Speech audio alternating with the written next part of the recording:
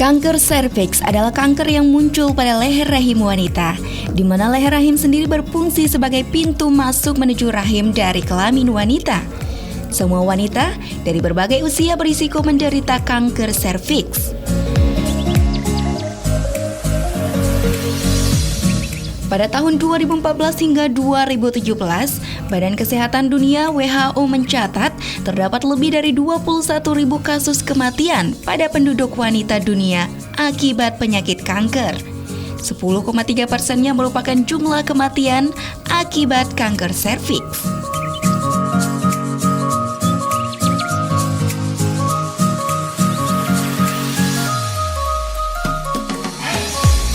Di Indonesia, jumlah penderita kanker serviks setiap tahunnya meningkat. Berdasarkan data Yayasan Kanker Indonesia, tidak kurang dari 15.000 kasus kanker serviks menjangkiti wanita di Indonesia. Jumlah tersebut merupakan 3,9% dari jumlah penderita kanker, yaitu sebesar 21,7 juta jiwa.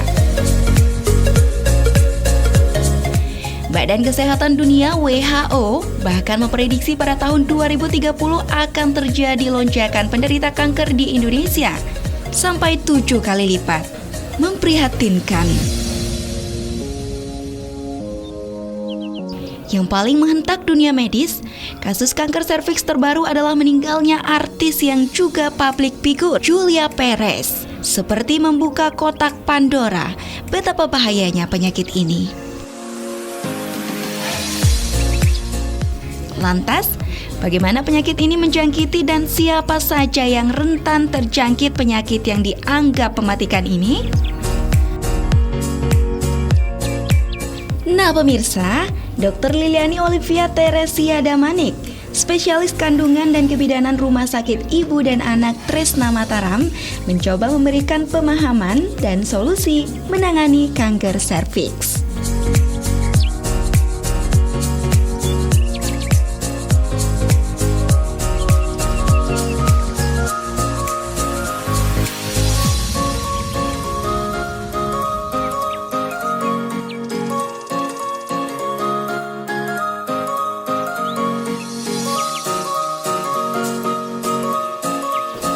Halo, saya Dr. Liliani Olivia Teresia Damanik SPOG, spesialis kandungan dan kebidanan.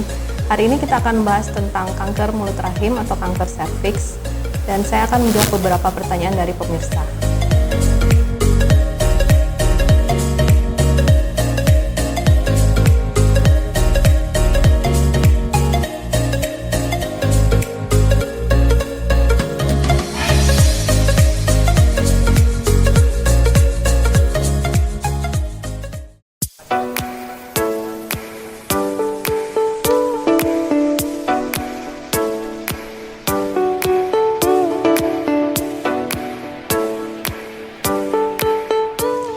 Dokter, nanya dong, kanker serviks itu apa? Jadi kanker itu sebenarnya perubahan dari sel tubuh yang normal menjadi tidak normal atau ke arah keganasan, sehingga disebut kanker. Kemudian kanker itu macam-macam. Kalau pada wanita, kanker payudara yang biasa kita kenal, kemudian kanker pada rahim, kemudian kanker pada vagina, lalu kanker kulit juga bisa terjadi.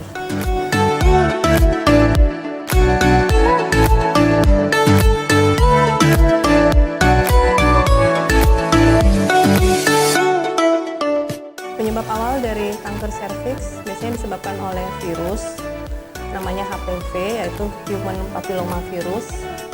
Ada dua tipe penyebab kanker serviks, yaitu tipe 16 dan tipe 18. Hai Bu Dokter, mau nanya, gejala yang ditimbulkan oleh kanker serviks itu apa sih? Jadi gejala kanker serviks itu awalnya wanita itu sendiri tidak menyadari bahwa dia terkena kanker serviks, jadi tidak ada gejala-gejala khusus. Kemudian apabila sudah mengarah ke stadium awal, biasanya mengeluh keputihan. Keputihan itu berbau terus-menerus dalam jangka panjang. Kemudian biasanya gejala yang lebih spesifik lagi yaitu keluar darah setelah berhubungan atau terjadi perdarahan pada saat di luar siklus haid atau menstruasi.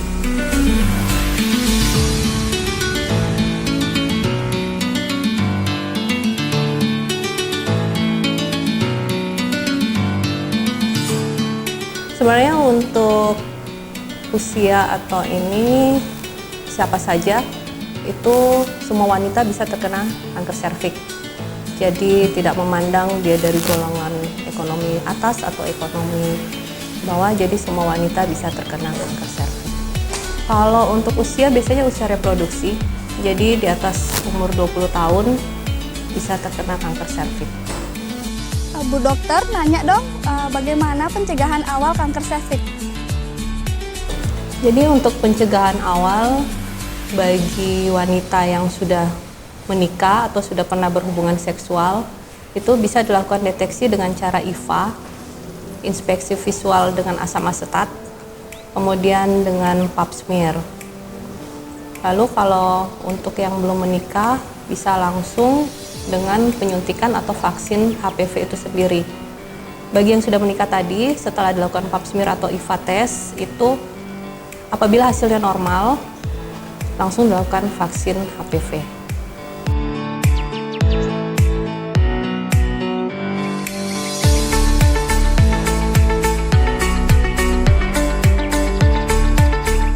Jadi bagi yang sudah terkena atau yang sudah didiagnosis oleh dokter bahwa dia sudah kanker serviks atau kanker mulut rahim, biasanya ditentukan dulu stadiumnya.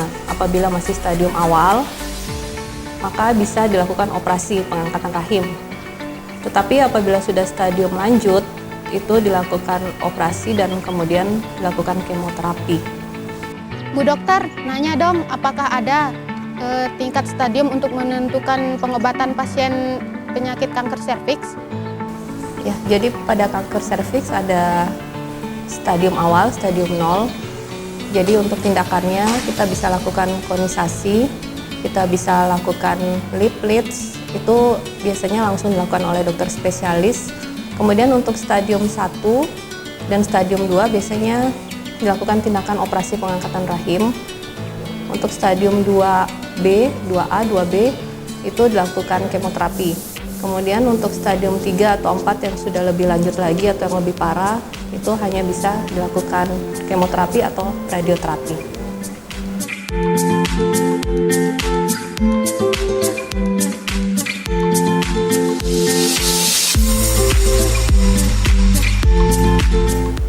Iya, jadi karena penyebab kanker serviks itu adalah virus.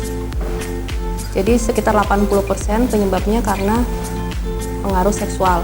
Jadi akibat berganti-ganti pasangan, mungkin dari suami yang sering berganti-ganti pasangan atau multi partner, itu bisa menyebabkan kanker serviks itu sendiri. Jadi sangat signifikan penyebab antara seks dan kanker serviks.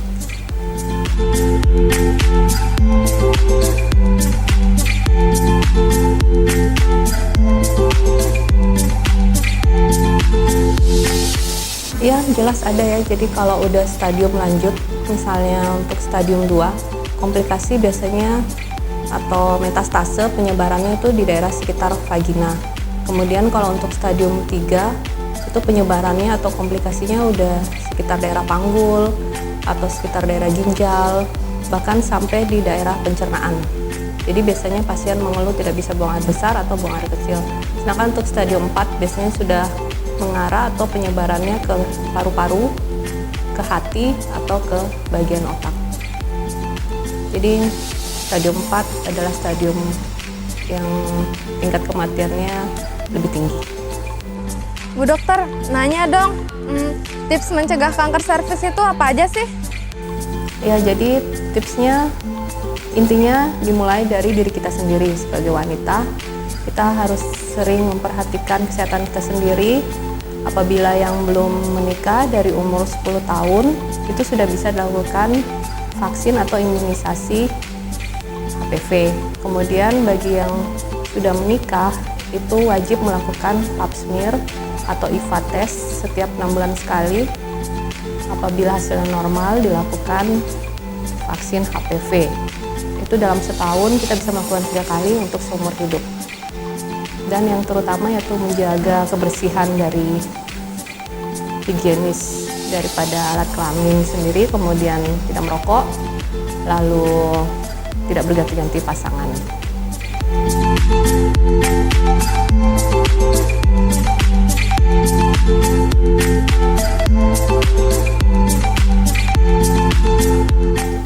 Jadi untuk vaksin HPV itu sendiri tersedia di beberapa rumah sakit di Mataram ini.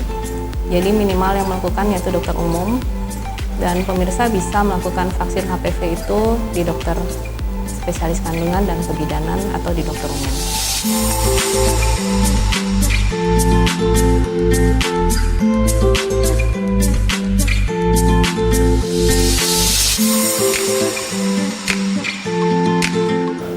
Oke, tadi kita sudah membahas tentang kanker serviks atau kanker mulut rahim.